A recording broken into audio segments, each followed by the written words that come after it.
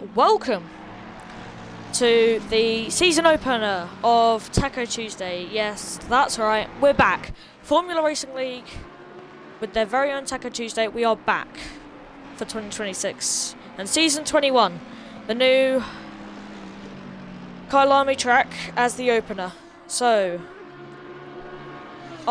we have today just myself in the commentary box. I was the race 1 winner of the SimNet Super Sprint Sundays Championship.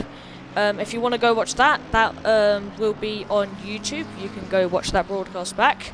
And yeah, my name's Daniel Crossman. This is Taco Tuesday. And let's get ready, as we are just rounding off practice now, watching Jordan Marshall. Just doing some quick practice laps. We've got about 4 minutes of practice left. And then we get into the proper juicy stuff, the big meat of the race.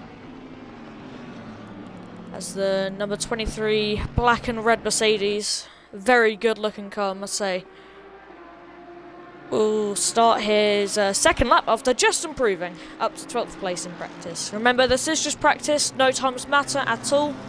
Just to put some information out there, this is obviously Kyalami, the South African track. And one of the big parts of this is the actual drivers. So there is going to be 2 tiers for Taco Tuesday.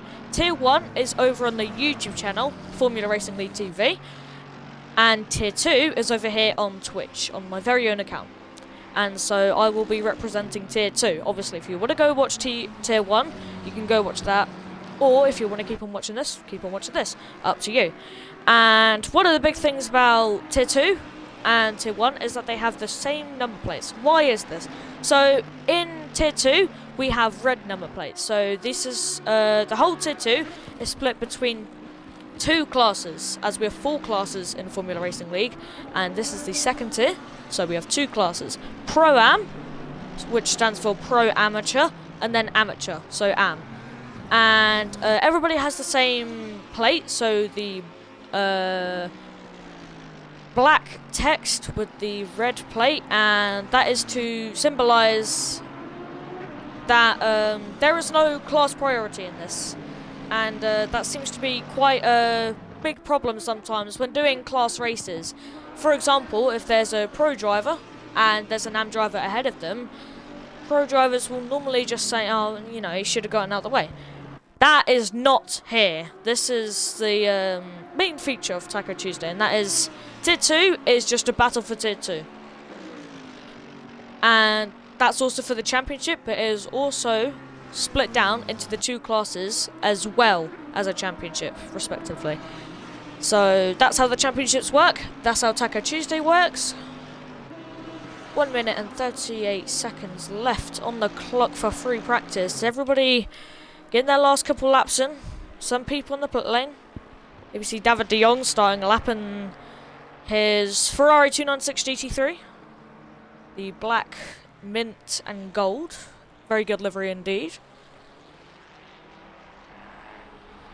Going through this very technical track. This is one of the most, if not the most technical track on Assetto Corsa Competizione. A very tough track to master, and it normally causes quite a lot of issues. I myself have quite a lot of experience around this track, and it still haunts me to this day. It's a very, very difficult track, but nonetheless a very good track for racing as well.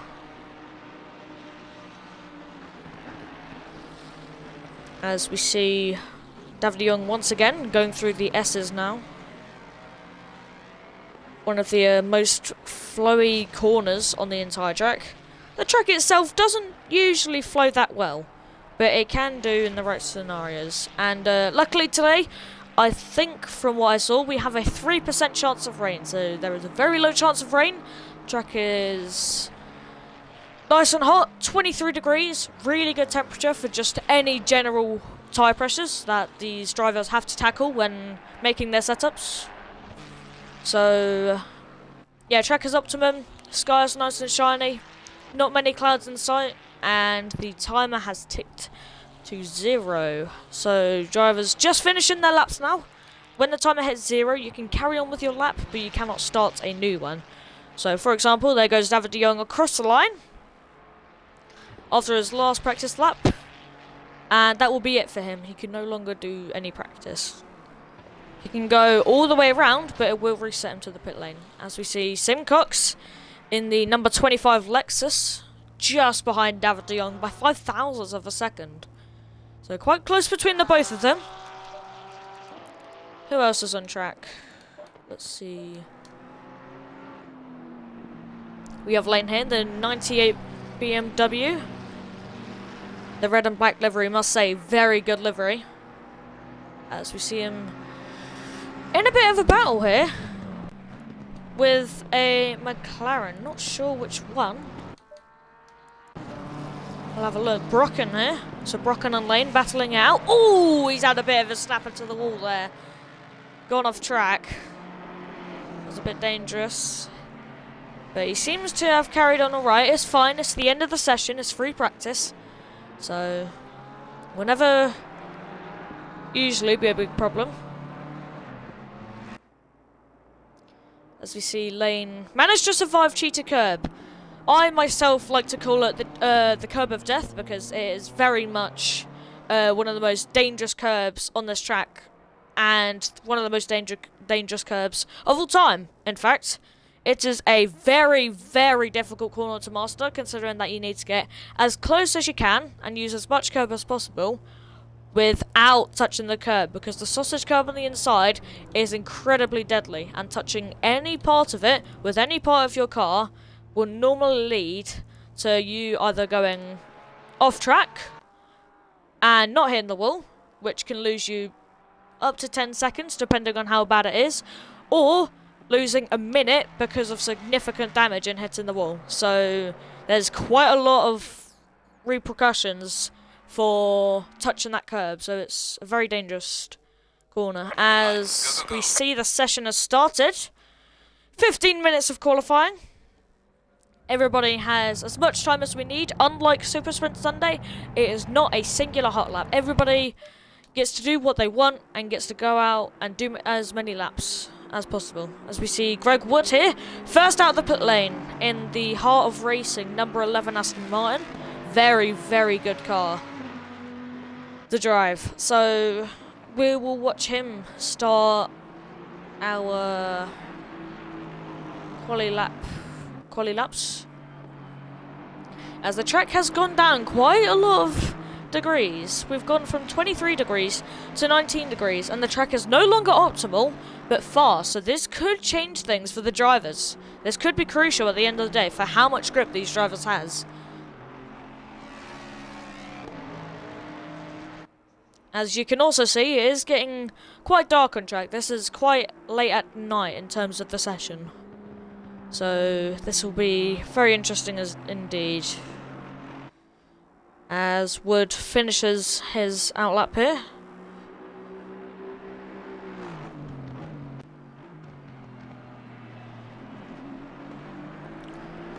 Going around the hairpin at turn 10. Down, very, very much downhill. A lot of elevation here. Down through Mineshaft. One of the toughest corners to get perfect because you can go wide here and it can cost you. Now going through the crocodiles. Turn 13.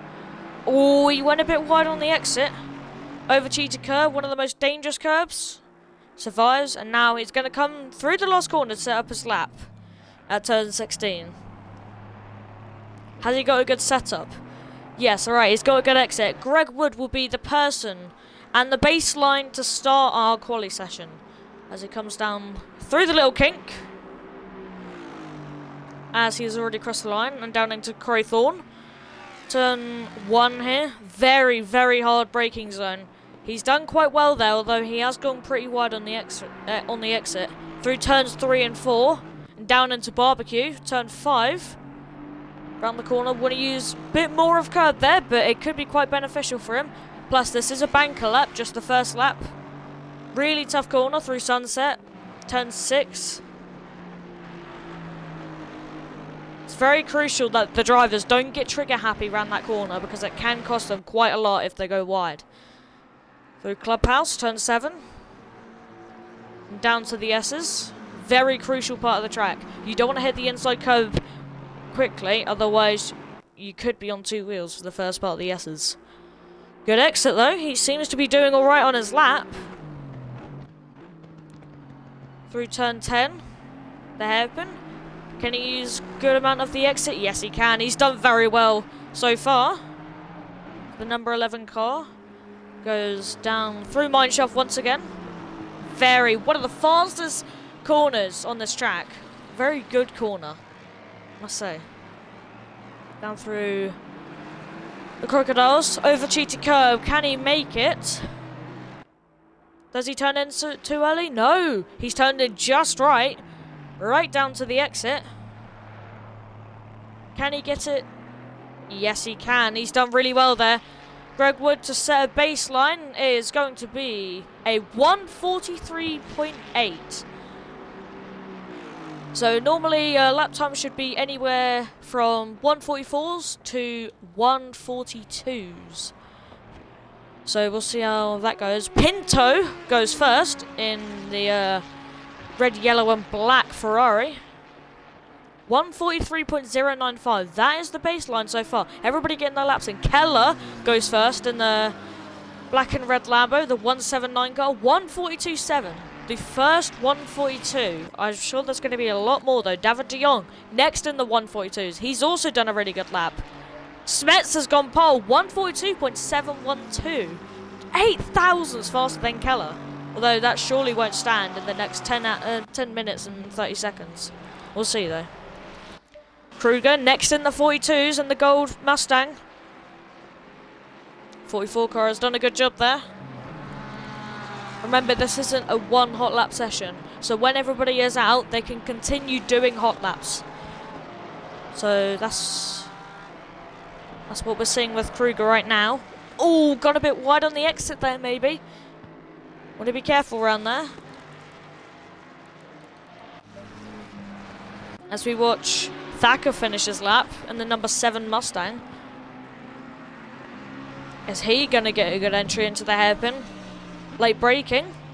Using a bit of the curb. Good exit. Yeah, he's done pretty well. We'll watch the rest of his lap. He's being followed by Nicky Weeks in the very bright looking car.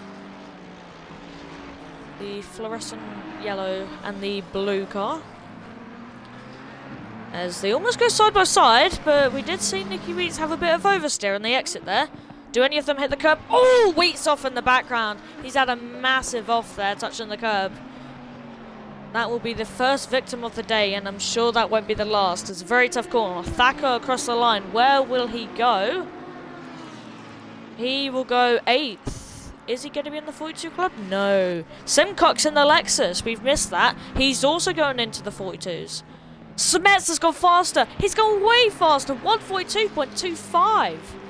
Almost a 4/10 improvement there. Really, really good job from the McLaren driver. I'm sure that's going to turn out well. I expect him to be at the top, so we'll see how that goes. Jordan Marshall next on the list. 3/10 exactly off Smets. Not a bad effort. However, Smets seems to reign supreme here with a really good lap. Harris goes next in the Sky Tempest and McLaren, the 777 car. Cutting the deficit to Smets. It keeps on going down and down. But will anybody get ahead of him in the end? We'll see.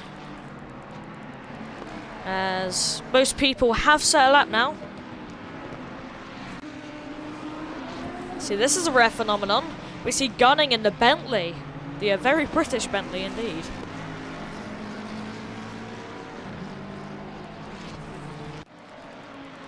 It's rare to see someone in a Bentley, but it looks like he's just getting ready for a lap here.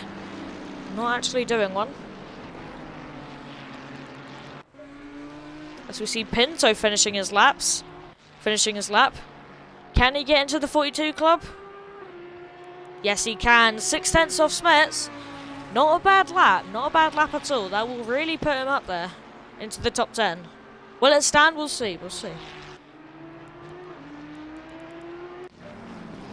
As we also see Mendes.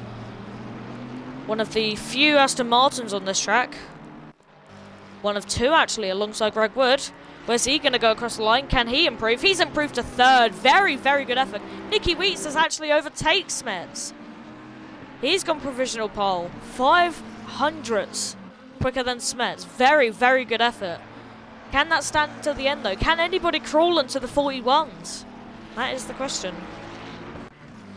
As the track has gone optimum, so this is probably why we're seeing these lap times increase quite a lot. These drivers now beginning to feel more grip on the track. Jordan Marshall just finishing a lap. Hasn't managed to improve. As we see Trotman in the purple and black McLaren. 3 seconds off. Can he improve at all? He's 22nd. Yes, he improves by almost half a second. Doesn't manage to improve a lot of positions, though. As Simcox is in the pit lane. I wonder if he's changing tyres. Changing tyres could be a strategy here. 15 minutes is quite a long qualifying session. So what some people like to do is they like to stop halfway through the session, return to the garage, slap new tyres on, put a bit less fuel in depending on the time, and then leave it like that. And then go back out on track and set more hot laps. Especially with the optimum track. This could be very good. Bleish goes 5th in the, once again, a phenomenon. One of a kind Audi here, the 161 car. Very good looking Audi. Green highlights on the wheels with black and red. He's done really well here. Only 4/10 of wheat. That will probably stand for a while. Smets is coming out the pit lane as well. It looks like he wanted to change tyres as well. As we have 5 minutes left of the session. 10 minutes already used up. Which is quite a lot of time for these people. A lot of time is being used here. Now, pressure's on. 5 minutes left. How are these drivers, going to deal with the pressure?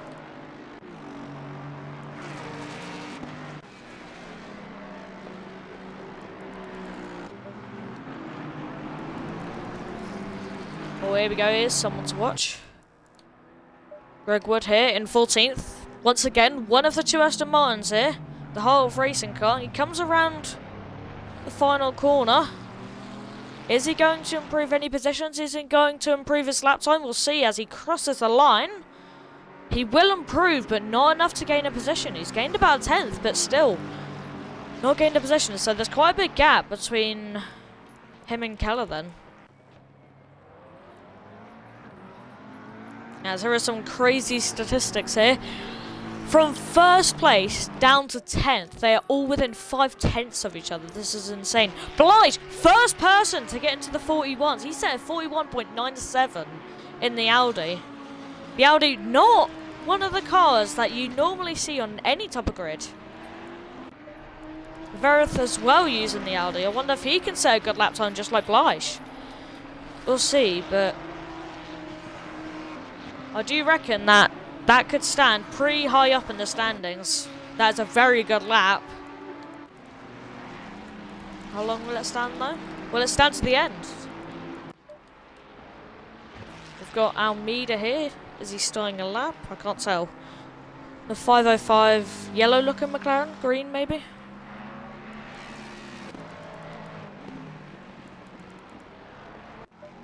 Who else is finishing a lap? Simcox in the Lexus. Once again, a car that you don't really see often, but has the best straight line speed in the game. Could that affect him? No, he has not improved. That's going to be interesting then. As we're going to look back at Scala. In the blue and orange McLaren. Rounding the final corner. He gets an alright exit. Doesn't use much curb though. Is he going to improve at all? No, he doesn't improve. Maybe he can improve on his last lap. At least that's what it seems like. The other Audi, Verith, he's going to cross the line. The number 8 car, can he improve at all? No, he can't improve either. A lot of people struggling to improve now. It seems like a lot of people have used all of their tyres to set the best lap time they could. Ooh, scaring of a Ferrari there. That was very, very close. What else can we watch here? The 44 car, the gold Mustang. Once again, back at it. He's going to come around the final corner. Where's he going to go?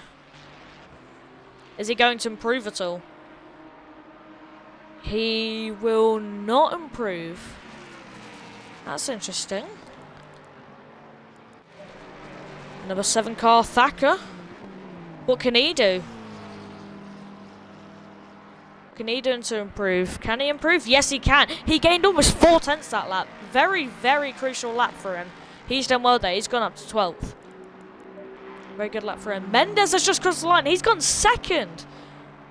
42 thousandths off the leader. Still nobody able to get into the 41s except for Blige. He's done a really good job here. It looks like he could stand on pole. As we have just shy of a minute left in qualifying.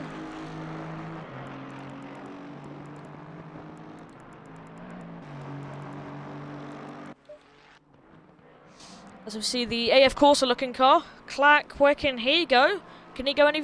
Can he improve? No, he cannot. As we see a huge queue here of cars, starting with Vereth. He's going to cross the line. There could be a lot of improvements here. A lot of Ferraris. Vereth, can he improve? No. Does anybody else improve from that pack behind? There's a lot of them behind. Keller, could he improve? No, he doesn't improve. Wheats across the line, can he improve? No, he hasn't improved. Blige has improved massively. 141.7, that is definitely going to be pole position. 3 tenths quicker than Mendes, which is in second place. A huge gap between the top two. Looks like that's going to be a successful qualifying for Blige. If he's not on pole position, I don't know where he is. As we see Mendes finishing his lap. Can he improve at all? Can he maybe overtake Blige? Oh, he's gone wide on the exit. I think that's going to be an invalidation. Yes, it is. He's going into the pit lane. And he has been defeated. Wheat's in the pit lane. Spets. Okay, he is probably going to be one of the last runners to complete a lap. Who else do we see here? Laxeld. In the 211 Ferrari. Where's he going to go? Can he improve at all? Yes, he can. He improved by 1 position. Very good job. As we see Barnett right behind them. Them two right next to each other, but looks like Barnett was just unable to get a better lap time than him.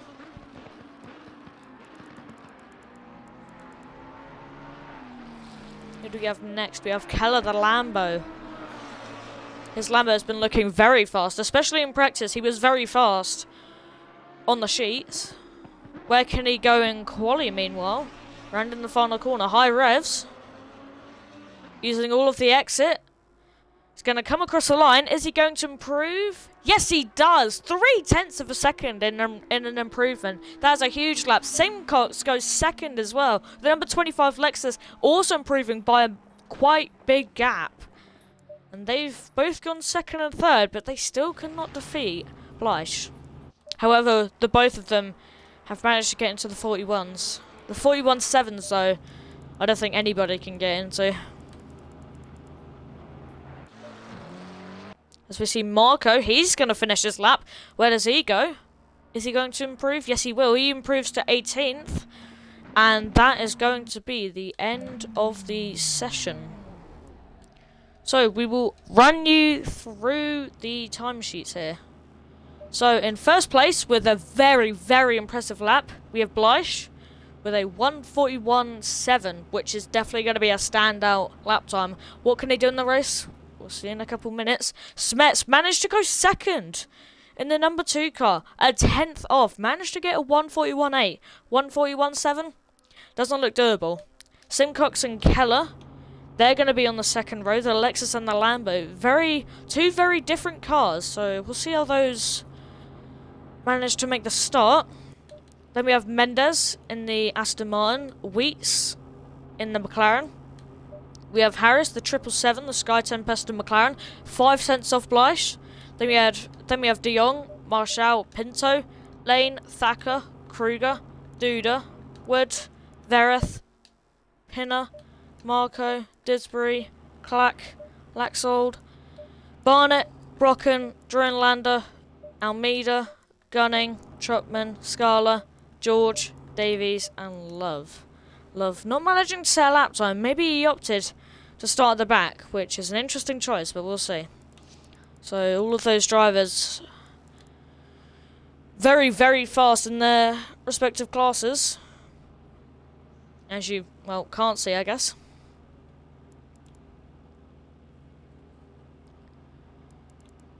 So we're just gonna wait a couple minutes now, and then, so that's the grid for quali. And then in a couple minutes we'll get the race started. It is going to be a 60 minutes race, so 1 hour on the dot. And there is going to be one mandatory stop, so you have to do the stop no matter what. If you don't complete it, you get disqualified.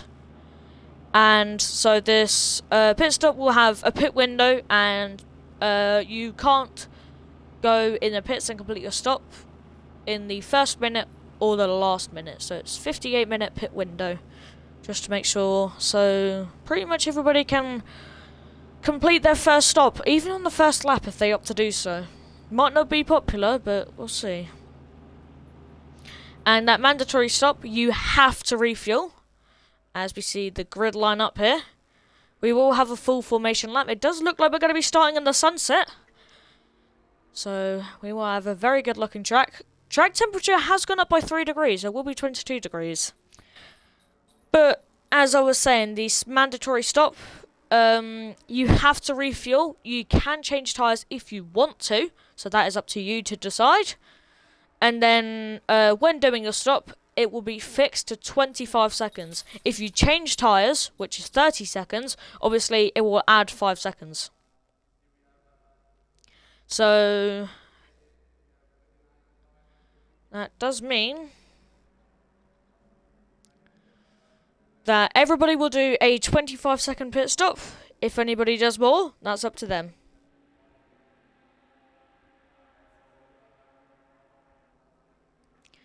We've got 2 minutes now until we start the race. Looks like the sun is definitely going to be out.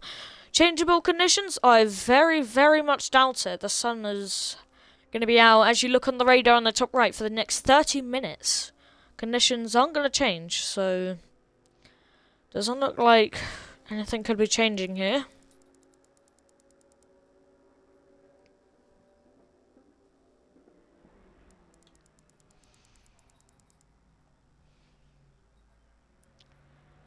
As with 1 minute 30 left on the clock, what you will start to see is if you see cars lifted up, that is because they are working on their cars in the setup page or something.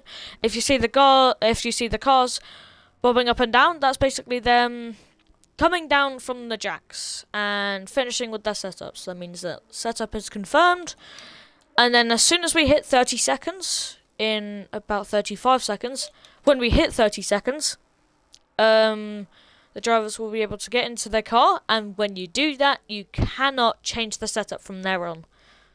So everybody will be finishing their setups now. And then when that timer hits 0, Blyche will lead us off for the formation lap, for everybody to have a chance to warm up their tyres. And the tension will rise, there'll be big suspense, and then we will get underway for the first round of Taco Tuesday, Season 21. 30 seconds left on the clock. Everybody can now drive and get in their cars. 20 seconds. As you can hear from the engineer, 20 seconds left, 15. So we're just patiently waiting now. 10 seconds.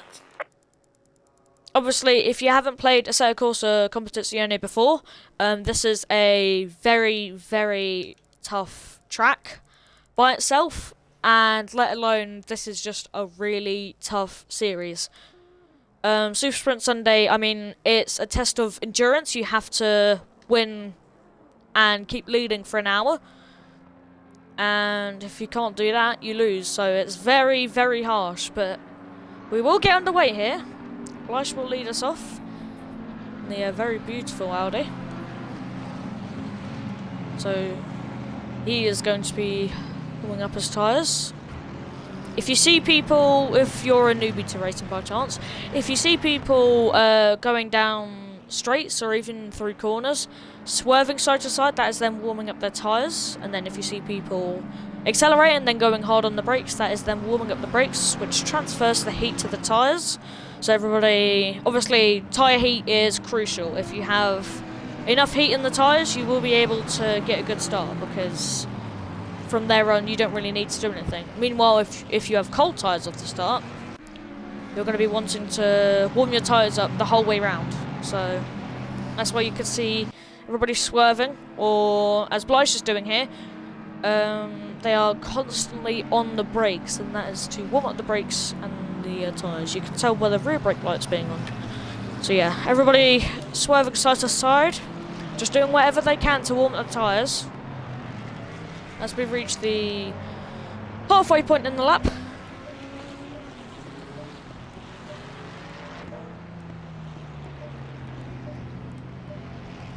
Yeah, here you can see the wide collection of Ferraris. There are 4 Ferraris in a row in qualifying.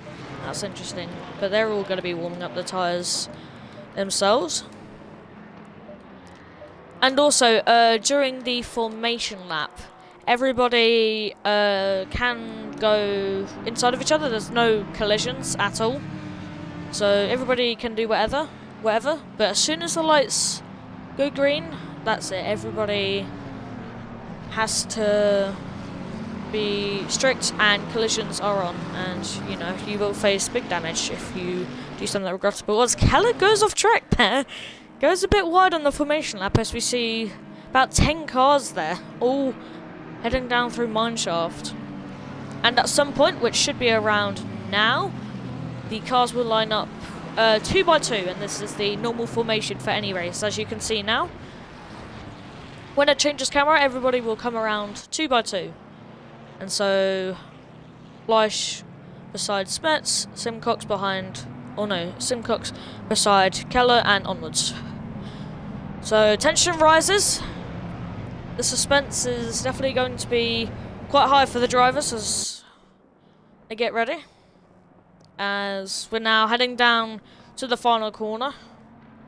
So you can see everybody lining up 2 by 2. That's going to be a very, very interesting start to see who can get the jump on the others. Especially Simcox as well and the Lexus. The Lexus has the greatest straight line speed, so we'll see if that can affect him in the straights. As we see the red lights in the distance, everybody goes 2 by 2. When the lights go green, we will go. We silently wait. When will it go green?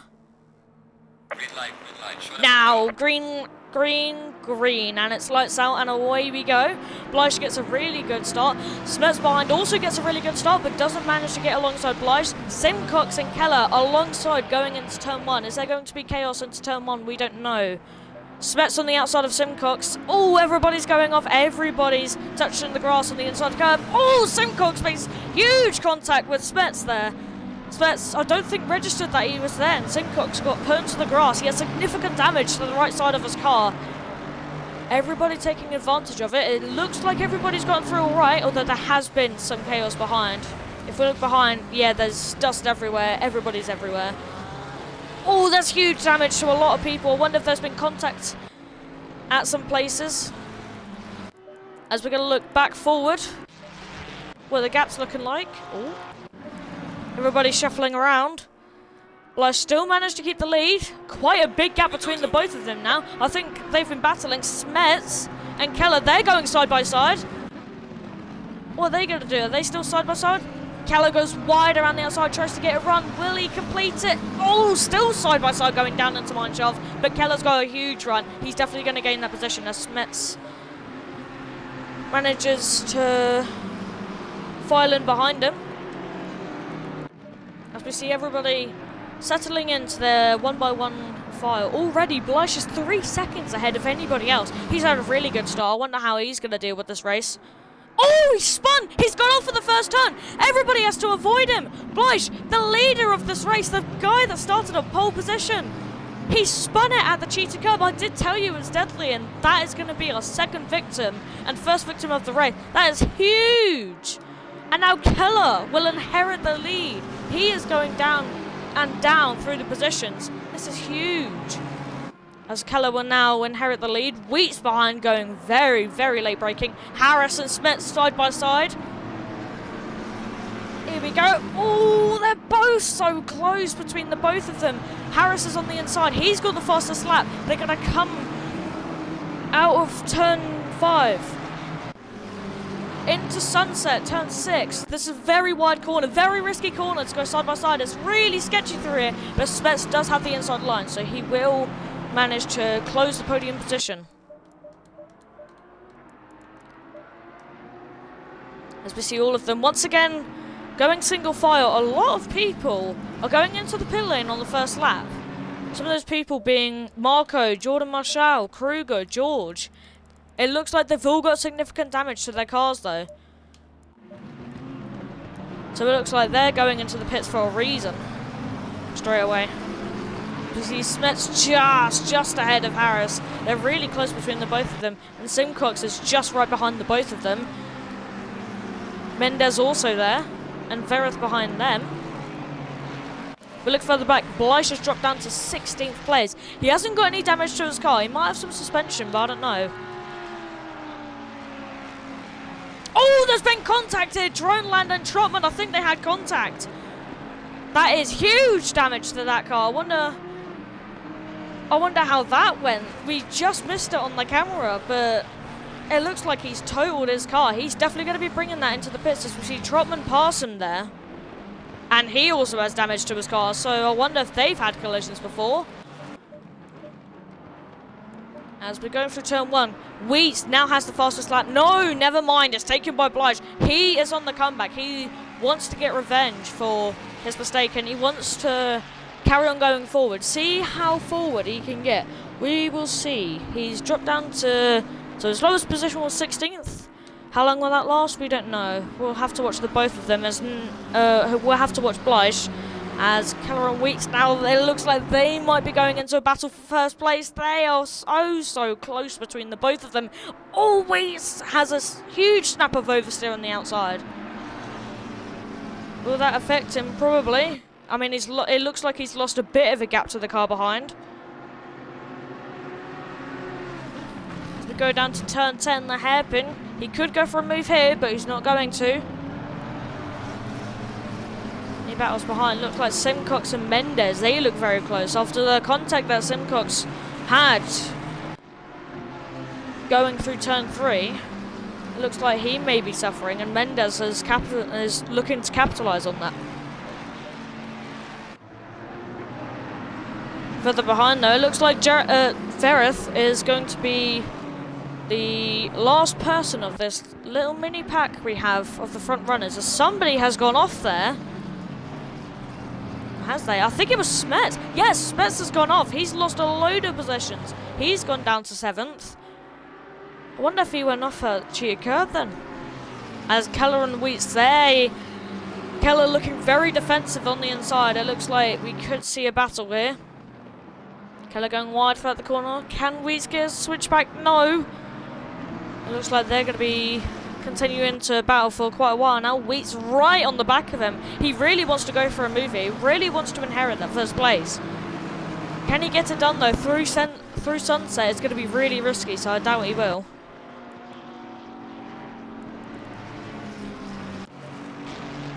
Just going to look further back. It looks like we have a 3-car battle here between Wood, Thacker and De Jong. They're all really close together, so I wonder if they could have a little bit of a battle here. Just behind this pack that we have in front. Lane in the middle of all of this. Looks like he's struggling to try and keep up, but also trying to grow a gap. So could be in no man's land after a while here. As we're going to watch the top 3. It looks like Harris, after getting the fastest lap recently, it looks like he wants to get involved in this top 1 battle, as he's also separated from 4th place now. So it looks like we could see a Piston Cup style 1v1v1 here. Oh, Wheats almost going for a move after Keller. Quite early braking there, so Wheats has gained a lot from that. Go through cheat curve. Do any of them hit it? No, they've all gone through okay. So we're going to come around the final corner once again to start lap 4. As it looks like there has been contact behind. Number 7 car, Thacker, it looks like he's been spun. He's gone off there. Wonder if something has happened to him. So we go back to the leaders. Keller once again looking very defensive over Weeds. He does not want to lose this position. He wants to stay in the lead. But how long will it last for? We don't know. Weeds is right on the back of him. He's constantly on the back. Whenever Keller makes a corner now, he's always in his thoughts.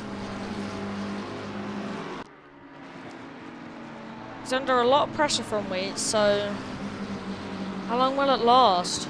Will it last to the end? We don't know. So we see, ooh, Vereth and Smets and Mendes, all of them really close together. Especially Smets and Vereth though. Smets looking for a move after he had a little off at cheater curb earlier. They're going to go through the S's and they are very close together.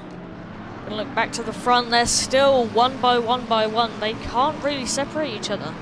But they can't go for attacks either. They're just too far apart.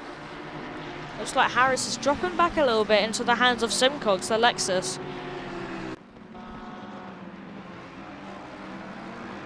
This could be interesting. Keller's still looking very defensive through most of the corners now. Oh, Weiss has gone off! He's touched the cheater curb! That is our third victim. Or fourth, possibly. So it looks like he's lost control again. It's all of the front runners. They've all been going off one after another. They just crack under pressure. Touch the cheater curb once, boom, you're off. You lose 4 positions.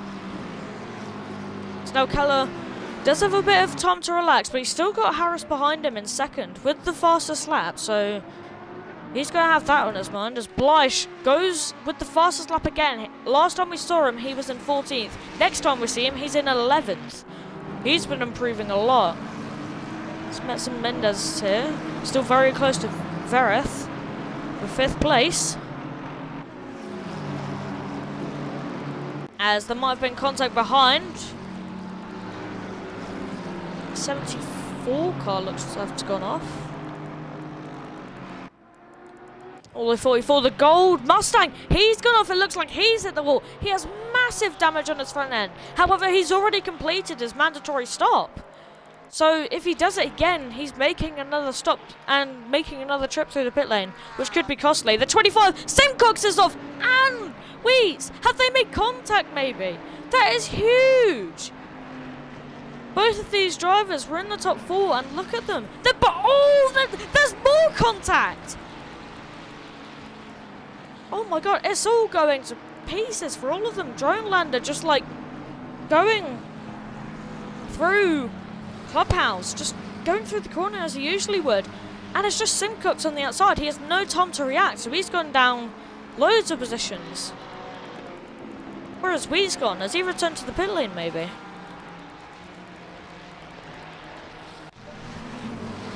Now, Weeds has carried on. So it looks like he's managed to get out a bit scot-free. Wonder if he's had any contact though. I wonder if the cause of that was contact. He's going to do a dive bomb down the inside of the 211. That looks to be damaged. That was Laxald. They're going to go side by side with the F Corsa car. Oh, yeah, he's gone off. There was going to be...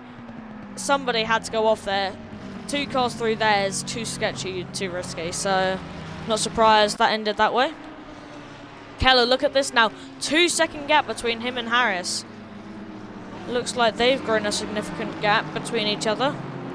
And then Vereth has now inherited 3rd. He was down in 7th earlier in the race. He's gained 4 positions just from the accidents. He's almost had one himself. Now he's going side by side. Smets on the outside. No, doesn't manage to get the position. Vereth looks like keeps on gaining the positions. He looks like he's been really lucky. Maybe now it's coming to him as Smets. Does he go for a dive bomb? No.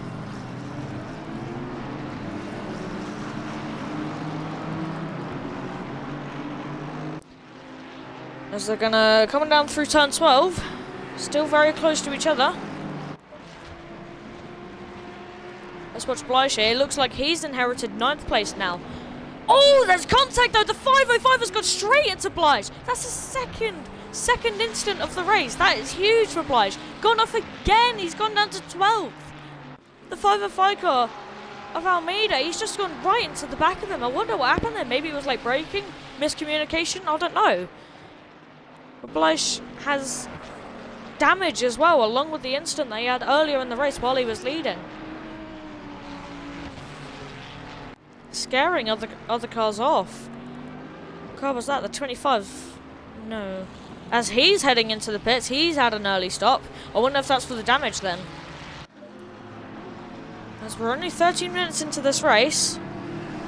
Look at Harris. He's trying his hardest to keep up with Keller, but it looks like he can't. Verith is catching Harris, so it looks like maybe Harris just doesn't have the pace to stay in second and could get caught here.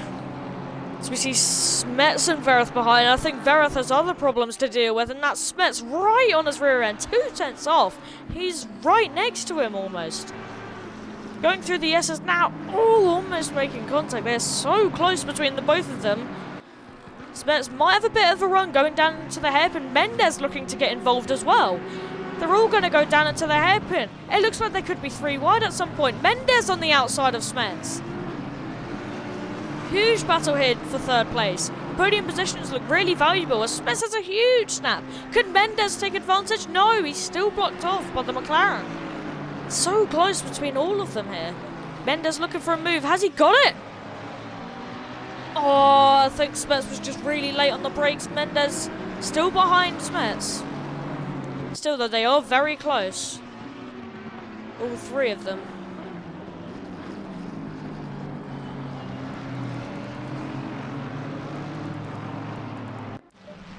As Laxald, I think he had an incident earlier on. He had a lot of damage. He has a stop go 30 now. That could be huge.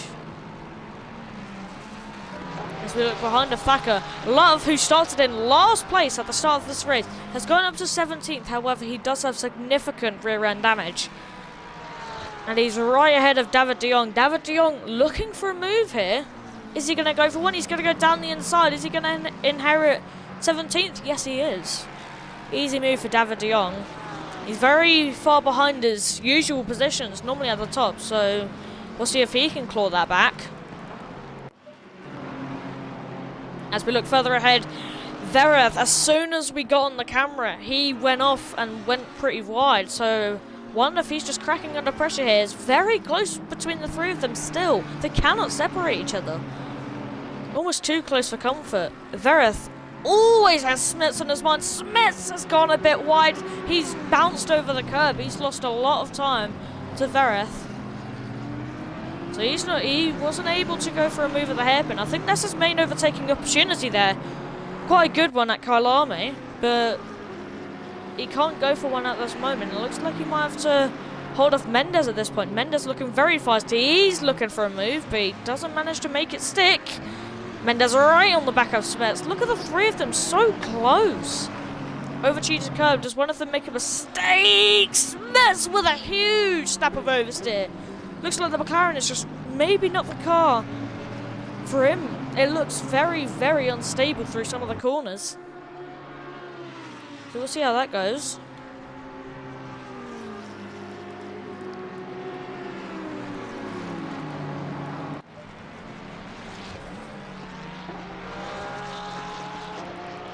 We look behind, look at Simcox here. It looks like he could be in a battle. Yeah, he's going down the inside of Trotman. The 246 McLaren. Does he get the move done? No, they're going to go side by side through cheated. This is going to be really sketchy through here. Simcox on the inside. Trotman, oh, has a big step of oversteer. How has he kept it on the track there? Really good job from Trotman to even keep it on the track. Simcox will go ahead then. He's one of the few that has already boxed in this race. The first of them being Blythe in his own little race. He's got no one ahead of him for at least over 10 seconds now. The next car behind is 4 seconds behind him. That's Jordan Marshall. We'll see if he can keep up to Blythe. Catch up to Blythe. Look back at Smets and Vereth. Smets is so close to him at the hairpin. It looks like the hairpin is just the space for the move, but there is no space. That is the problem. All three of them still going down here, still in the same order. They can't seem to change places. None of them can make a move anywhere. They're all really defensive in their own ways and really offensive in the same ways. Oh, very risky from Verith. It looked like he had a snap-on entry. Maybe not, I don't know. Oh, it looks like he's gone over a lot of the curb there. A bit unstable on the exit there. Look at Mendes behind. He's right in the slipstream of Smets here. Could he go for a move, maybe? I don't think he's close enough, though. He was hinting at one. Not close enough, though.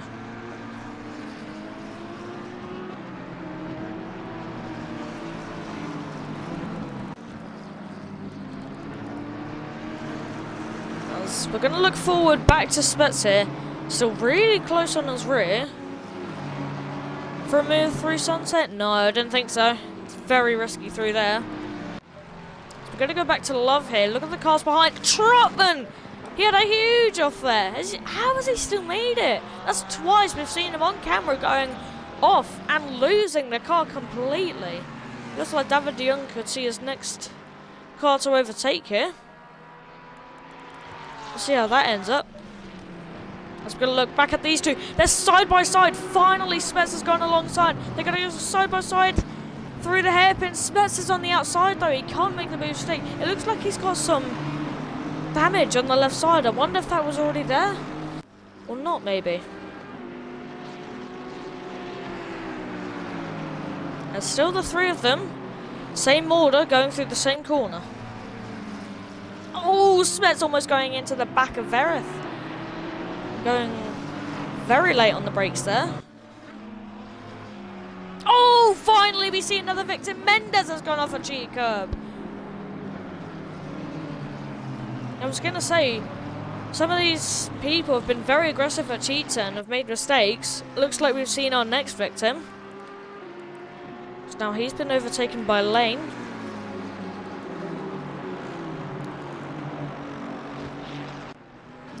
Verith looks like he has a bit of a gap on the McLaren now. Look at the two of them. Quite a decent gap, at least pretty decent compared to what we have been seeing. We'll go back to Clack, see what he's up to. He's got Simcox right behind him. Could there be a move here?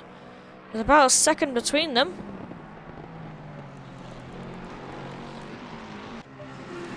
Let's look forward once again. Smets going quite wide. They're so close on Sunset. Around the outside. No, that's not going to do it at Clubhouse. Maybe through the yeses here. Can he go down the inside? No, too sketchy through here. It's a good decision by the McLaren driver. Looks like he's not going to make his move on this lap either. So we look at Keller at the front here. They've been quite chill this race. They've had pretty much no one around them, although I say that and they've just gone a bit wide there.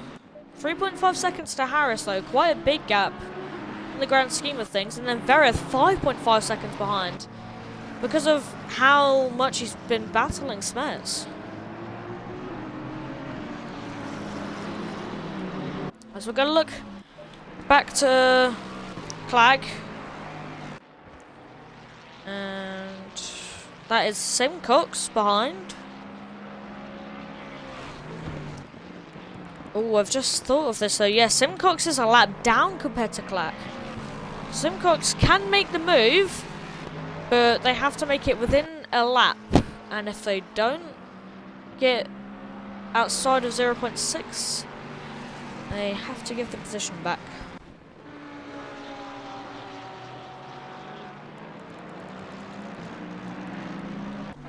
Once again, looking forward.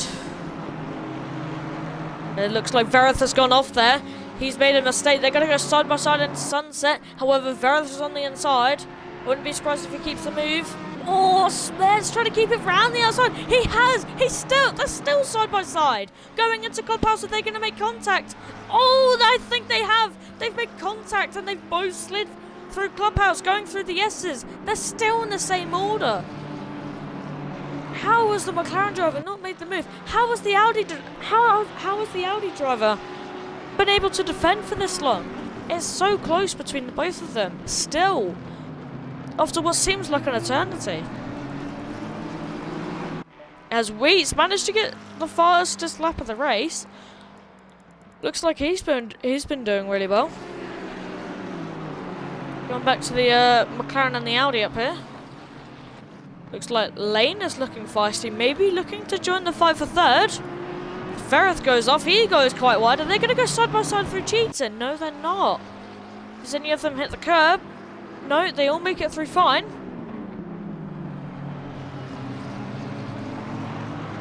Around the final corner. This is also a really good overtaking opportunity. I don't think Vereth can get the move done here. Sorry, can defend here. Looks like Keller's having to deal with traffic.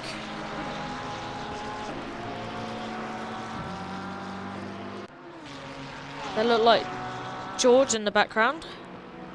Is this ahead? The 211 car. 211 car of Laxold, sorry. Smet's really, really close to Vereth once again. Every time we look back, they're still so close. Feels like we should just watch this battle as long as we can. They're always so close. Vereth maybe have a bit of oversteer, maybe looking to defend. Oh, they make a bit of contact going into the S's.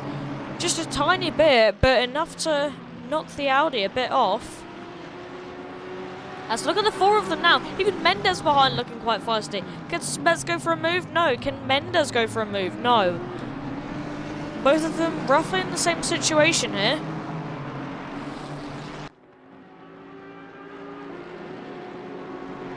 As we have made it 24 minutes through this race. We're coming up to the halfway mark. As there has been some contact here.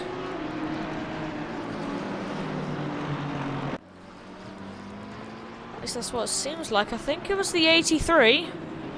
I'm not sure. As we saw that right there, Mendes immediately pulling into the pit lane. It looks like he just couldn't get the move done on the lane.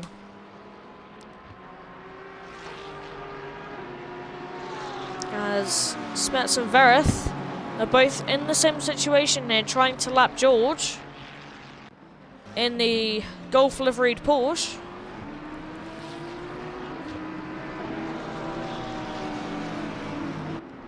This looks like it's going to be one of the biggest problems between the both of them, and that is lapping traffic while battling. So we're going to come through Sunset. Will the lap traffic affect them? Maybe Smets looking for a move down the inside. Sunset is really sketchy though, so yeah, no move there. Now we see the lapped Porsche get out of the way. Oh, that was a bit close between the McLaren. Look, he's just being forced off track because where does he go? There's so many cars lapping him, it's so close.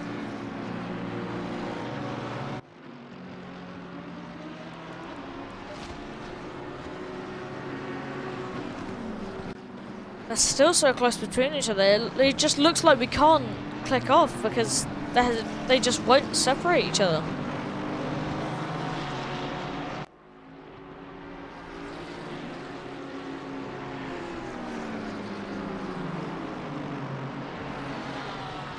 And it looks like Mendes is going to inherit the lead of the people who have done their stop. So that will be a very good advantage for them.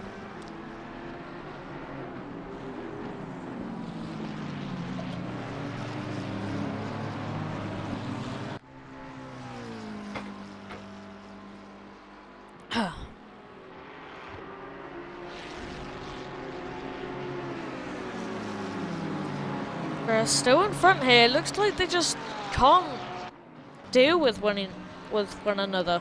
They're just so close, but they can't. Like, Smets can't make a move. Vereth can't give up. That's just how it seems. Like, they're so close, but so far, I guess. Really good battle nonetheless, though.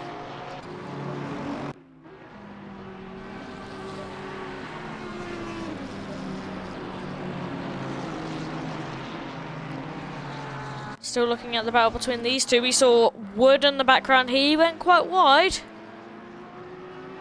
He has got a Ferrari right behind him, although that is a lapped car, so doesn't have to deal with that. We're going to go back to the leader here. Keller still with a great lead compared to Harris, 3.2 seconds still. Harris can't manage to catch up. Though has he caught up the sector? No, still the same gap. And then it's Vereth and Smets, still not separated. The 2-1-1 car. Looking to be the next lap car that they have to deal with. That is Max Old.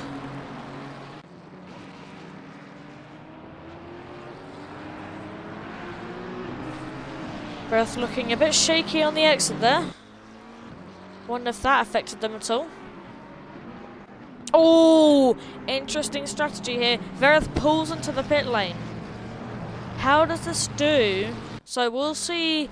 We'll look on Smets, see if he maybe pits as well the next lap, or just stays out for as long as possible. As now, we have 2 minutes until the halfway section. This is when most drivers decide to pull into the pits to refuel, or maybe change their tyres, depending on what their strategy is.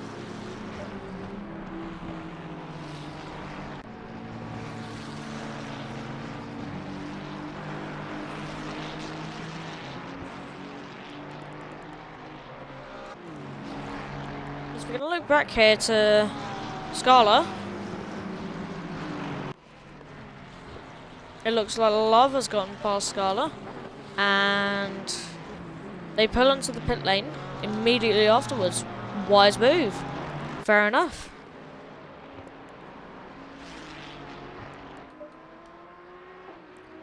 As here we go, Vereth out of the pit lane now. How fast is that? We'll see. In a couple of minutes' time when we see Smets pull into the pit lane. He comes out, ooh, bit close there to Mendes. Mendes was also right on the back of Vereth. So it looks like Mendes and Vereth pretty much the same pit stop. Vereth still gets the better though.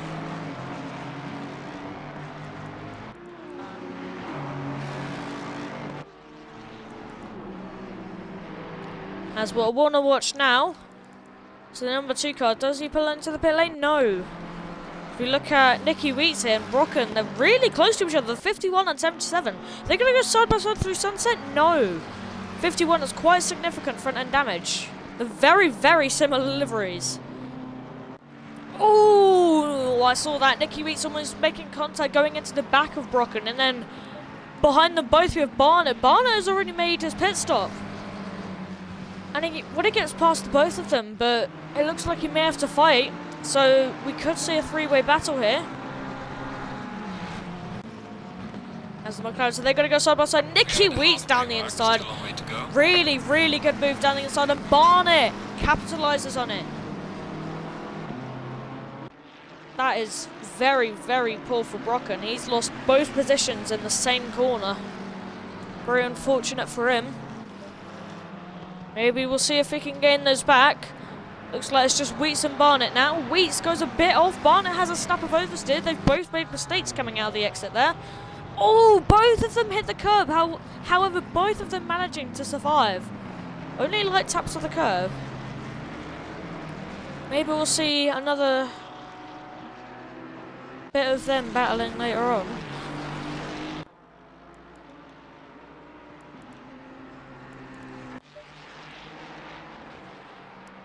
Who else is battling right now? Looks like we see David de Jong and Clack. That was a lapped car getting out of the way.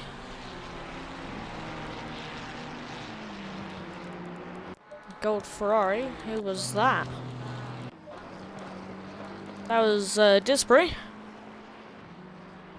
It is a very good looking car. Here we go. David de Jong. When can he line up a move here? Oh, look here. Harris into the pit lane. But most importantly, Smets is into the pit lane. This is huge because they were really close. So what is it going to be like on the exit? So we see Vereth here. Number 8 car. We'll keep on watching him. Oh, Mendes has gone ahead. I wonder if cold tyres have caught up to Vereth. Then, because he's lost the position to Mendes, and Mendes was behind the both of them. Oh, huge slide in the background. Nicky Wheats goes sliding off the track. He slid across the screen. maybe it was on the grass on the entry, but that was a huge slide. We'll come back to Vereth though. Actually, we'll come back to Mendes and see if he can get ahead of Smets. If not, then both of them can't. So that'll be interesting. Alright, here is Smets. He is currently exiting the pit lane. Well done to Harris. He's had a really good pit stop. He's come out the pit lane in 4th. Right, Smets coming out the pit lane now. Where is the rest of them? Mendes and Vereth really far behind. Looks like the overcut was a good strategy.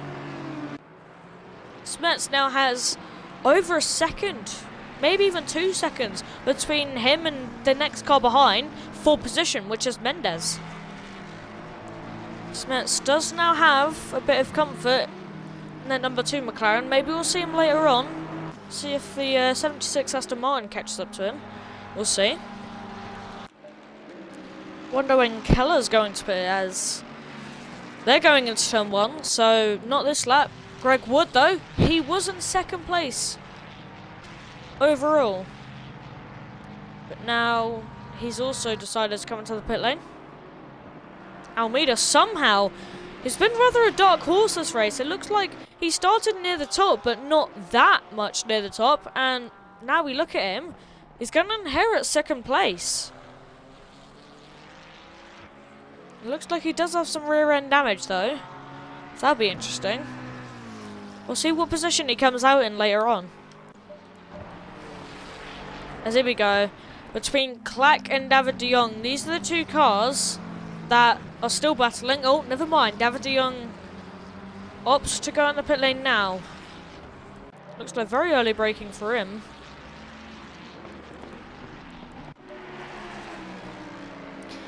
Here we go. Here's Blige side by side with the Mustang of Duda. No. Blige here, still been on the comeback. He's quite high in terms of people who have stopped, but not that high. I wonder if he's made a mistake somewhere. He's just not managed to gain his pace back. I don't know, but he's going to come out the final corner now chasing Duda. Them 2 right behind each other. Duda is in the Mustang, so he does have a lot of straight line speed, although he does have front end damage, so we'll see how that turns out. Although that gap has grown a lot now. Now we look at it.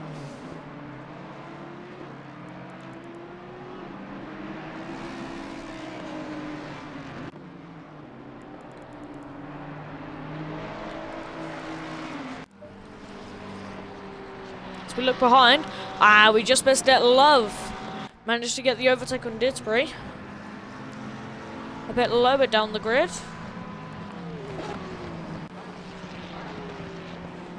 He's had what looks to be an emotional roller coaster here.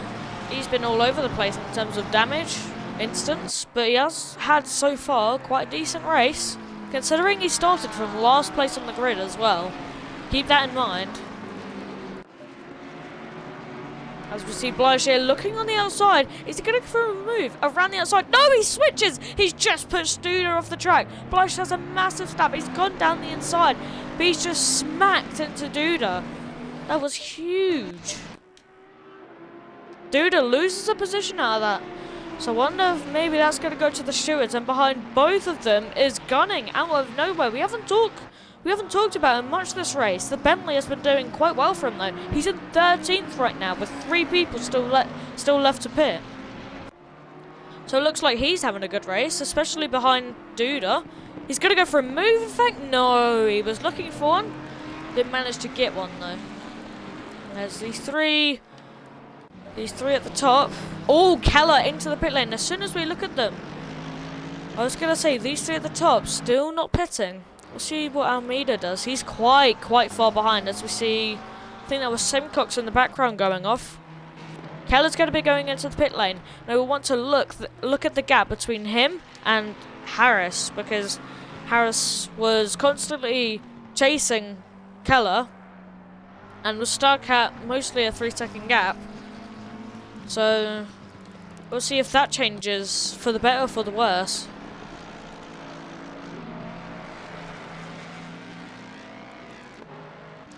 Look at Jordan Marshall. He's been in no man's land himself, really. I mean, he has got Thacker behind him though, so he might have to be on the lookout as we look ahead to Gunning in the Bentley. He's right behind Duda. We'll see if he can get a move later on. Right now though, Mendes and Wood, the two Aston Martins on the grid, the only two Aston Martins, as we see Almeida into the pits as well. Keller comes out now. Where does Harris come out? So this is the gap between the both of them. It looks like it's decreased by quite a bit. It looks like there's only 2 seconds between them now, but we'll see when the gaps sort themselves out.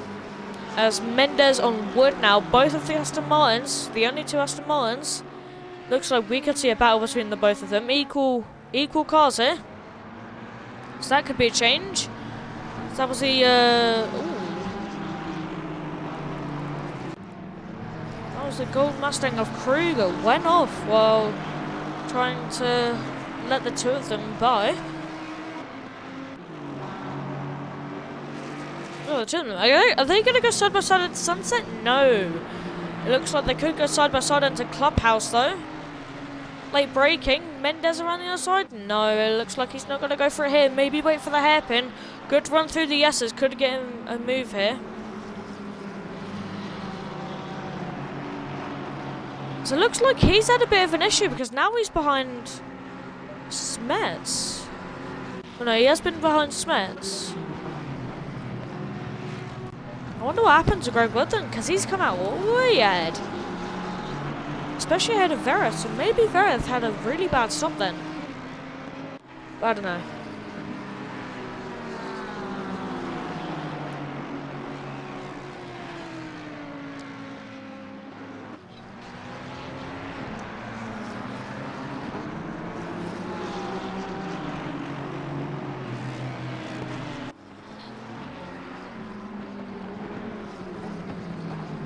Alright, the two of them round Cheetah and turn 16 safely.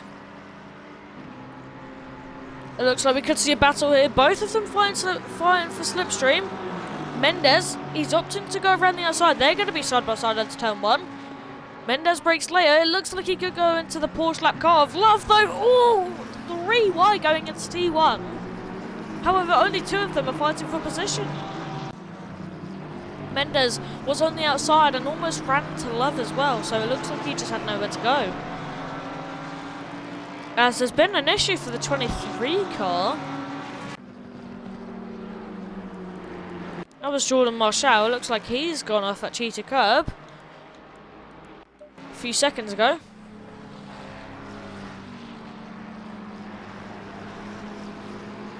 So we're still going to look at these two, see how these do.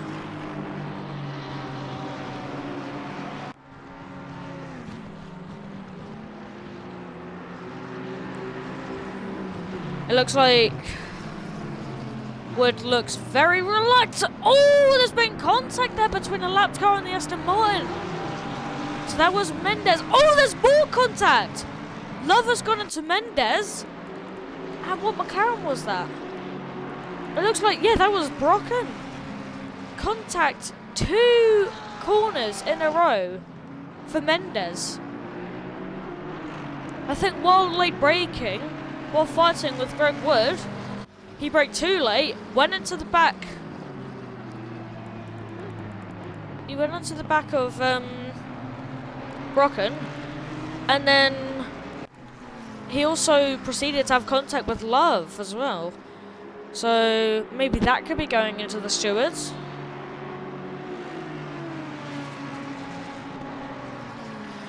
For your information, by the way, if you haven't heard of Formula Racing League, all these two right on the back of each other. At the end of a race, a post will be on the Discord saying that you have a full day to submit your instance on the Discord. And this is for any type of instance to do with contact, really. So, yeah, mostly that. And so the positions you see at the end of the race might not be the actual positions, because penalties could be put on after the race. If you want to join the Formula Racing League Discord, there will be a link,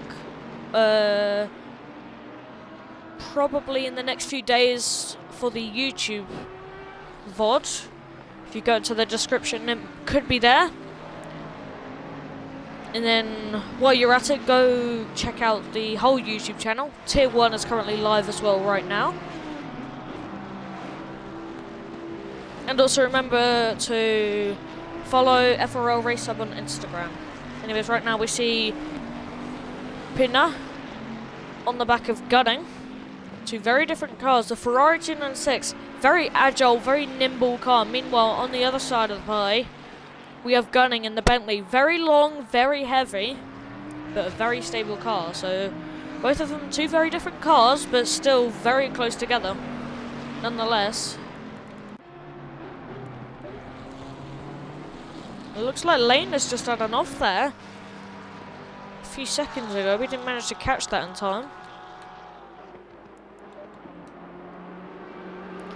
Yes, we're still going to see these two. It looks like Pinner could just not keep up with the Bentley, especially because of the straight line speed. The long front engine cars, especially with V8s, normally have a lot of straight line speed. It looks to be... this is a very good example of that.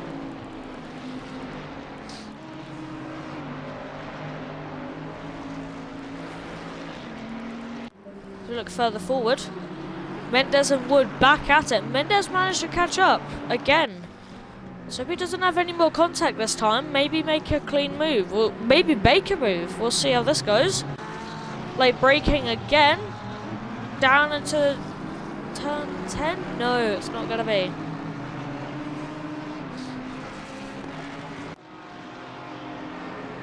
We will watch these two follow each other though.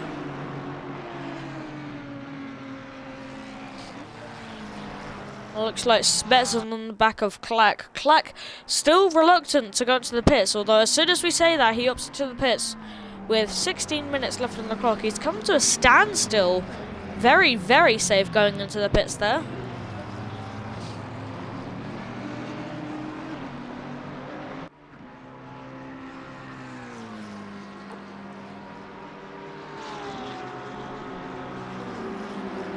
So we're going to see these two keep on battling for quite a while now. Look at the other battle between Pinner and Gunning. Are they still battling? Yeah, they're still really close to each other. Oh, as soon as we say that, Pinner has spun it. Just making contact with the wall. Tried to make a good save. Was a good attempt, but just spun it. So there's going to be a big gap there. He's going to lose a bit of position, a couple of positions. Unlucky for him then. So now Thacker will be behind him.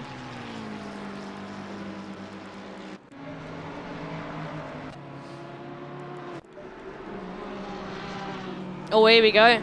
Right, we could have a three-way battle with Vereth from earlier, who lost a couple of positions in the pit stops, has now managed to catch up to the back of these two Aston Martins, and once again, another three-way battle for these top 6 or so positions, as that is George in the background. He's had a bit of a crash there. He's gone off at the hairpin. Wonder what's happened to him. We'll look back forward at the Aston Martins though, and the Audi.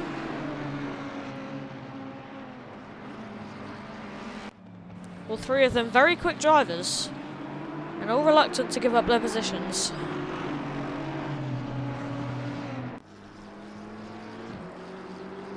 Oh, bit of a snap there for Vereth in the background.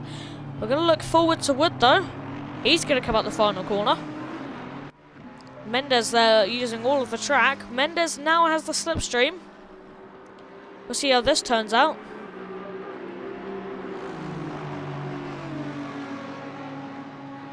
They're braking here. Wood doing very good defensive movements. Staying in the middle of the track. Just making sure that's risky for Mendes to make a move.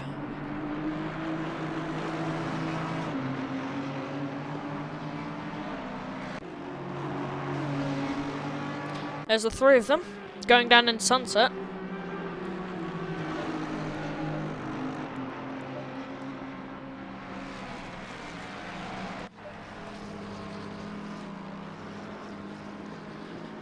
Now going down into the S's.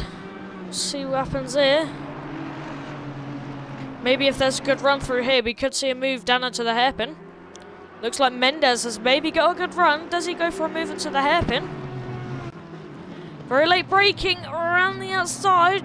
No, he's not going to make it stick. He might have a good run going down into Mineshaft though.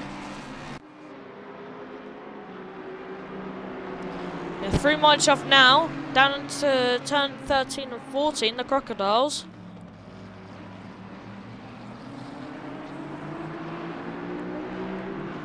Here over Cheetah Curb. Are they going to make it through safely? 1, 2, 3, yep. Looks like Verith not really gaining on the both of them. I think Verith is secretly thinking in his head, if Wood and Mendes battle, he could gain. See how that goes though. Wood once again going really defensive. It looks like Mendes is going to go around the outside, but he's gone really wide. Verith almost going for a move there, but he's had a bit of a snap. Verith on the outside is he going to go for a move around the outside? No. So now Mendes is having to get defensive. After being on the offense for so long, seems a bit unusual that now he's going onto the defense.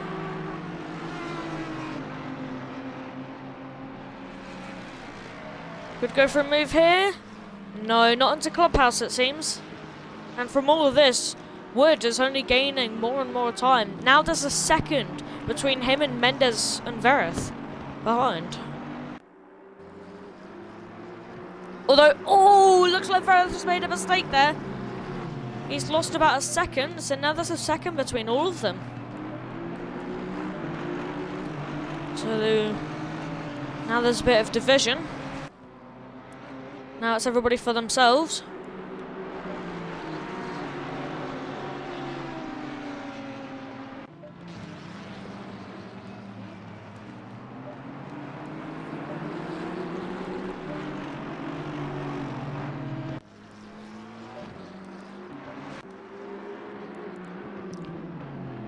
There you go, there's been an off somewhere. Who was that then? Somebody has gone off. It's the 656 Scarlet. Oh, that looks like a big off. Maybe a spin, maybe contact there. Straight into the wall. The Crocodiles through Cheetah Curb, going very slowly. Oh, there is a huge bit of snap of oversteer from Blythe. So he has gotten ahead. That was very, very sketchy indeed. As we've got less than 10 minutes in the race now. Everybody thinking in their heads that desperation is starting to creep in. Everybody has done their stops now. It's just up to everybody to just battle now. Battle for positions. As we see David de Jong right behind a fellow Ferrari of Pinto. As we see Jordan Marshall ahead. Bit of a gap. Only 1 second though between him and Pinto, and then Pinto and de Jong.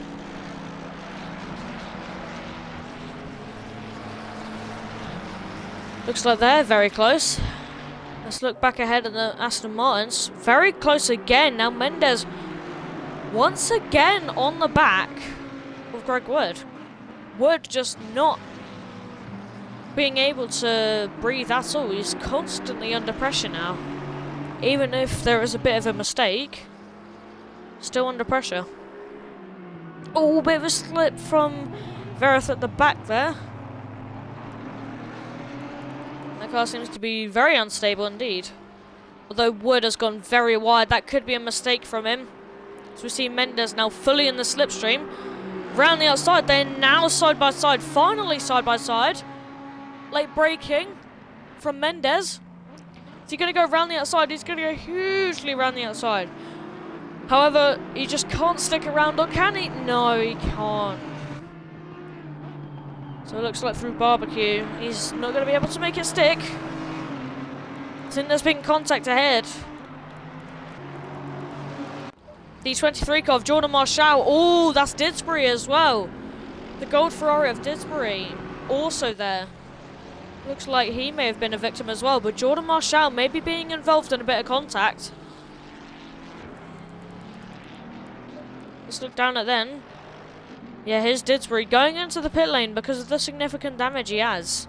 And then the other car, once again, Scala, back in the pit lane for even more damage. The car's literally going through the ground, and he's managed to hit the wall in the entry. The car has no turning circle. It looks like the steering's fully broken now. He can't do anything.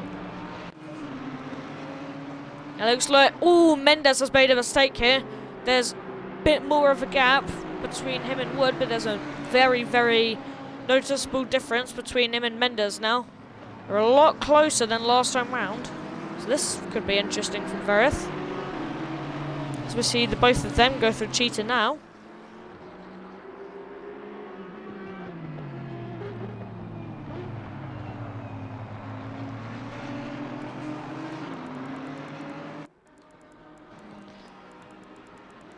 This is all very close between every driver here. And it just shows the pure competitiveness of all the drivers here. Bear in mind that these are tier 2 drivers. These are really, really good drivers in their respective classes.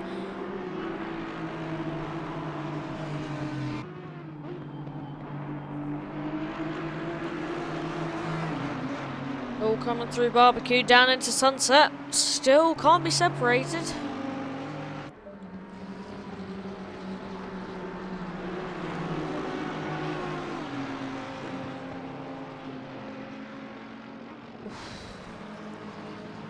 Very close there.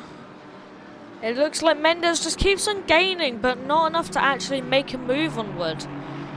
Although now might be the time, as there's 6 minutes left on the clock now. We could see 4 more laps here. So we see, yeah, Keller going through the final corner now.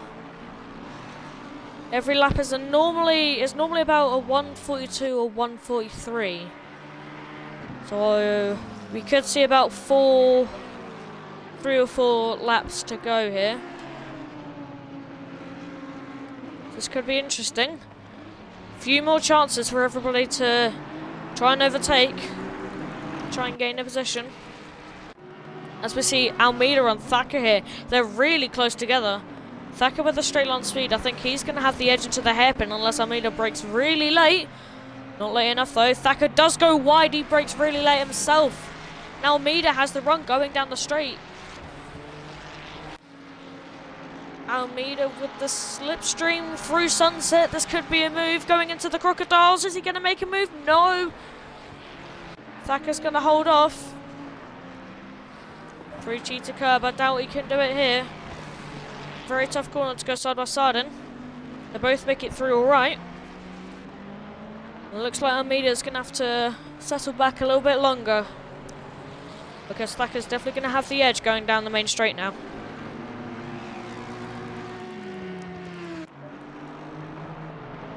Oh, it looks like there could have been contact. We missed there. Where's Verith? Verith has gotten up to 4th. Wood now a couple seconds back from Verith, and Mendes even further behind. Could there have been contact maybe? Maybe the stewards would have to deal with it if there is some.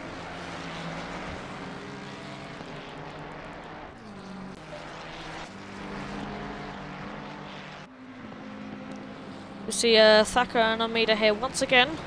Really close together, only separated by 4 tenths now. So we see the lap car of Scala. Very good decision to let him pass, especially the both of them as they are in a battle right now.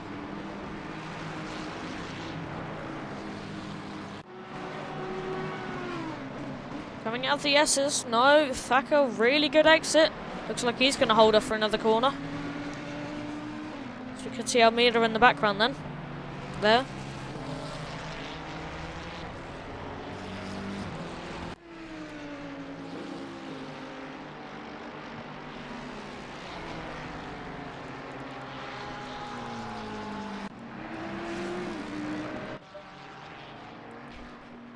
We could see another little battle here.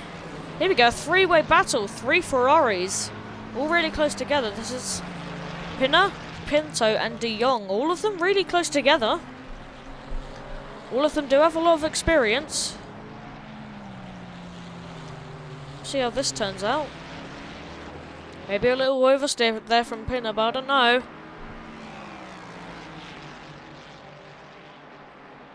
Looks pretty close between all of them. You could see a battle here. Looks like David De Jong braking really late, almost going into the back of Pinto. It was really close between the both of them. Ooh.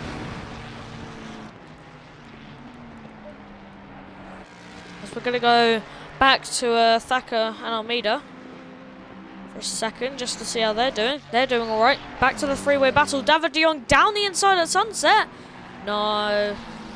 Backing out at the last second. Very smart decision. It is a very risky corner. I think somebody has gone off. Yes, Love has gone off of the S's. Looks like a huge off there. As we look just behind, we see Almeida and Thacker. Almeida could be going for a move here. Is he? No, still holding on. Thacker. Where's De Jong? Oh, he's just pushed Pinto wide.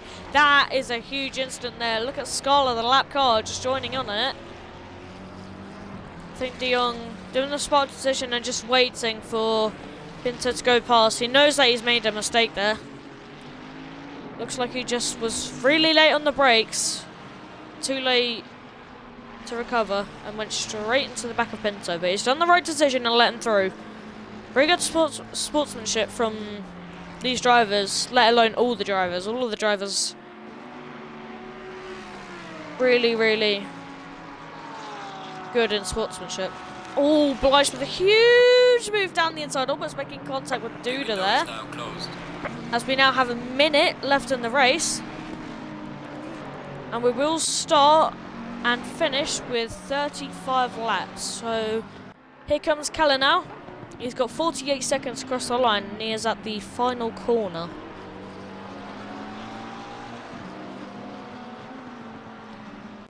Here we go. So he's going to come across the line. And this will be the final lap of the race. There you go. Let's see if Almeida can make a move here. 2 laps to go for him. Oh, there's contact between Blythe ahead. Who was that? Blythe and Duda. They made contact there. And look at... Oh my god, this is chaos. Thacker and Almeida getting in the middle of both of them. So I wonder if there was contact there. And they're both taking advantage of it. Now Blythe being attacked by a Mustang. Thacker, could he go for a move down the inside? No, he's going to hold off. Look at the 4 of them, though. Really close now. The timer has 0 seconds. So it's now a 2x2 fight, pretty much. We see Thacker and Blythe. And then we see Almeida and Duda, but they were in their respective battles. But now they've all combined to become a big battle now. A 4-way battle. Oh! Some of them going off. Almeida especially. He went quite far off there. All 4 wheels on the grass there. Quite wide indeed, as they're going to start the final lap of their races.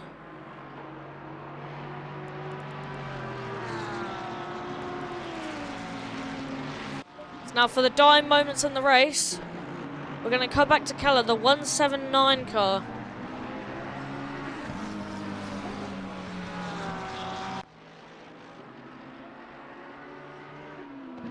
As now he is going to round the final corner. The 25 car has had a spin somewhere at Clubhouse, and round the final corner, Christian Keller is going to round the final corner and win round 1 of Taco Tuesday. Really good job there.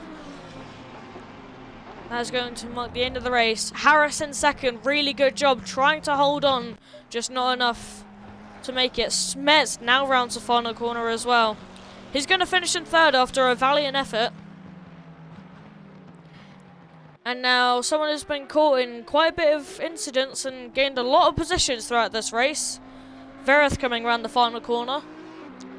It's definitely been an emotional roller coaster for him, but he manages to finish 4th behind Smets. Now the 2 Aston Martins really close between the both of them. Mendes managed to catch back up.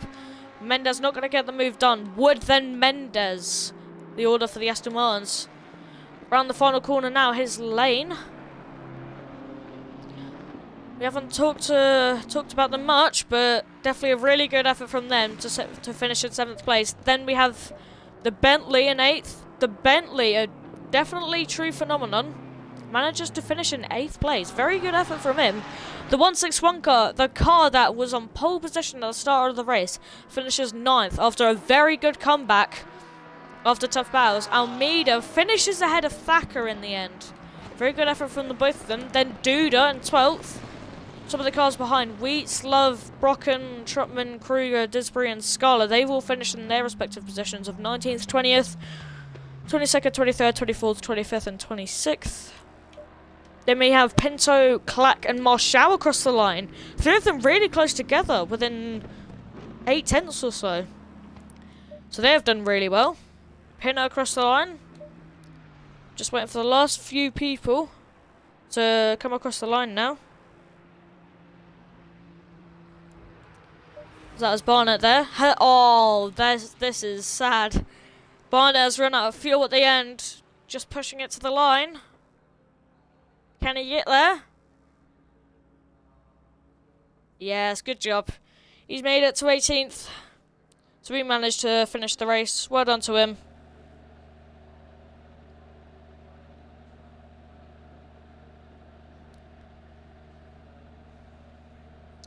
As a... we will see if we can get some interviews with people.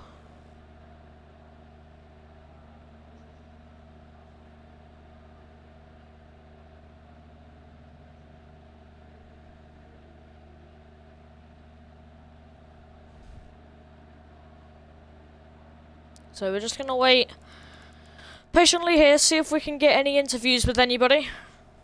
Really good results from everybody on the grid here. Everybody's done really well to finish where they are, especially to the top 3.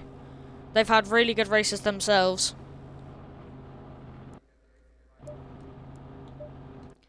Now we're going to save the highlights. Unless I don't have enough space.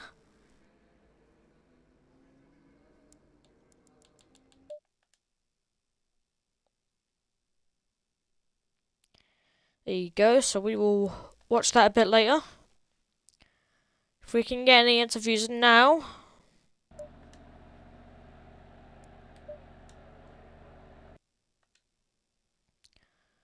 We'll just contact some people and see if we can get some.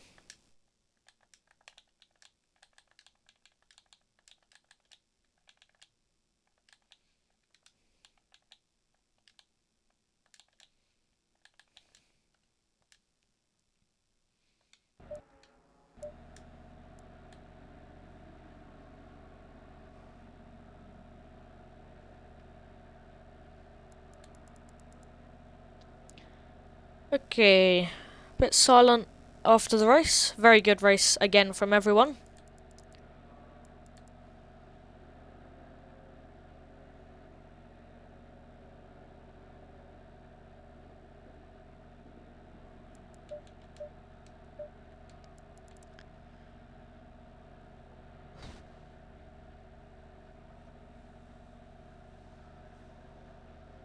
I don't think we have any interviews, so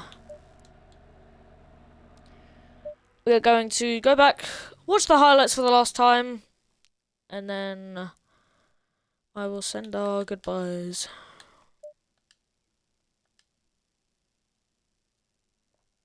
Alright, let's watch the start here. So this was from the perspective of the 179 car of Keller, who ended up winning the race as well. Very good job to him.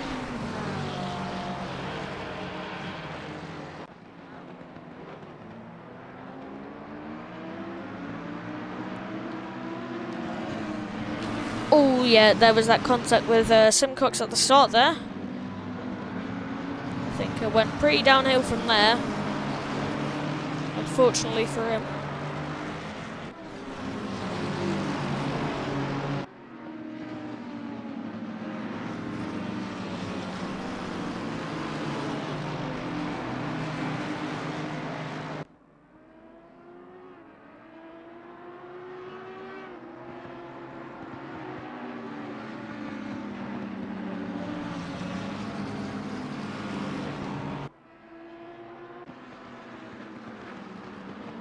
Here we go.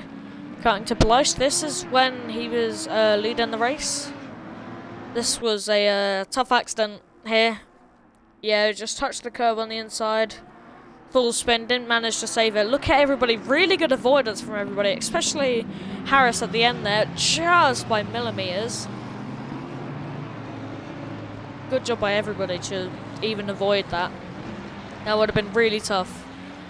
But yeah. Here we go. Overtake between Brocken and Pina.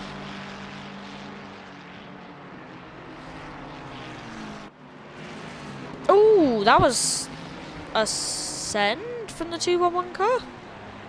At least it looked like it. I guess not in the end. Good overtake from Pina though.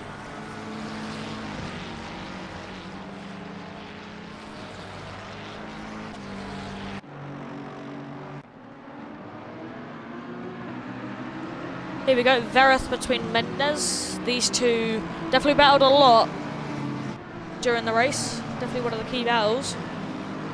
Now look at that, Mendes just going wide. Having a bit of a snap and giving up the position to Vereth. And then here comes Smets in between the both of them.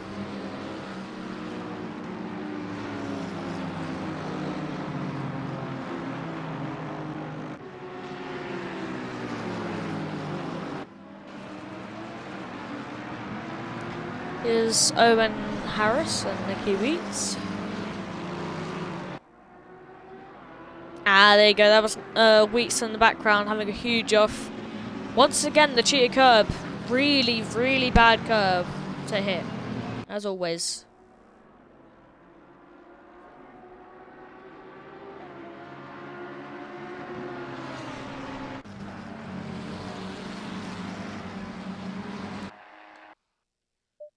Nope.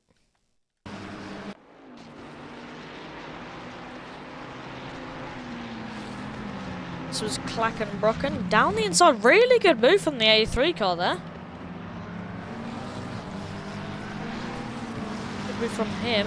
And then Trotman looking to capitalise on Brocken there.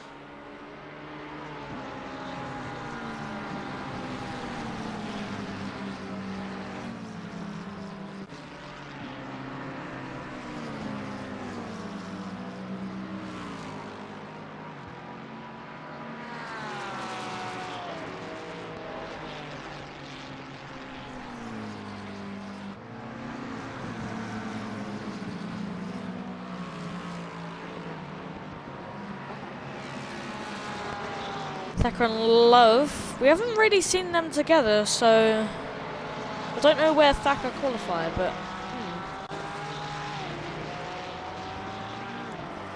here's De Jong on Love.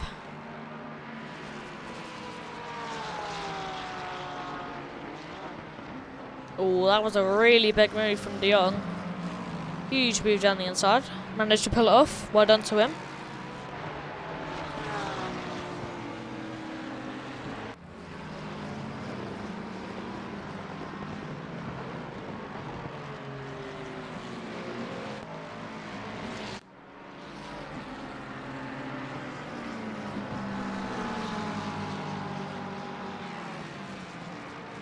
This is Simcox and Trotman. Huge dive down the inside. Yeah, Trotman goes wide out there. Oh, we saw this actually live. This was a very, very close one. Don't know how Trotman still kept it on the track there.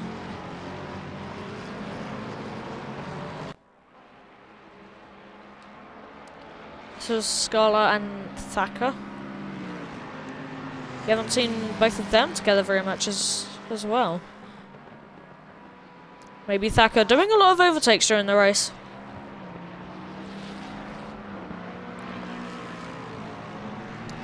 Okay, so that is going to wrap up the highlights here, I think. Yep, okay. So, one final goodbye. So, everybody, thank you for watching at home, or if you've done this race, thank you for rewatching this great race. And this has been Super Sprint Sunday, round 1 at Kyalami. I've been Daniel Crossman in the commentary box. And this has been Formula Racing League, and I will see you next Tuesday.